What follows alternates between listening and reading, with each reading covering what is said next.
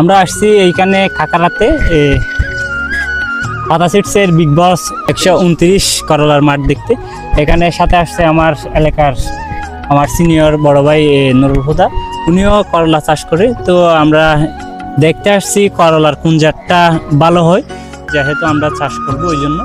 তো নুরুল হুদা ভাইও ইয়েরও এখন মতামত নিব পছন্দ হয়েছে কিনা। আমার তো আলহামদুলিল্লাহ খুব ভালো লাগতেছে, চাষ করব আমি ইনশাল্লাহ আগামীতে।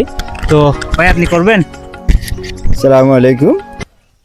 পাতা সিড কোম্পানির এই হাইব্রিড করলা আমি আসলাম এই মাঠ দেখতে কাকারাতে, দেখতে খুব ভালো লাগছে।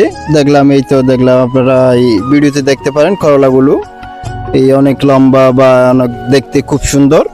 এবং কি এই করলার মধ্যে যেটা দেখা যাচ্ছে যে ওই কাঁটাগুলো দেখা যাচ্ছে, এই কাঁটাগুলো বাজারে নিলে একটু এই করলার চাহিদা বেশি। পাতা সিড কোম্পানির হাইব্রিড করলা বাজারে 4-5 টাকা বেশি বিক্রি করা যায়। পাতা সিড কোম্পানির এই হাইব্রিড করলা এগুলো করতে পারেন।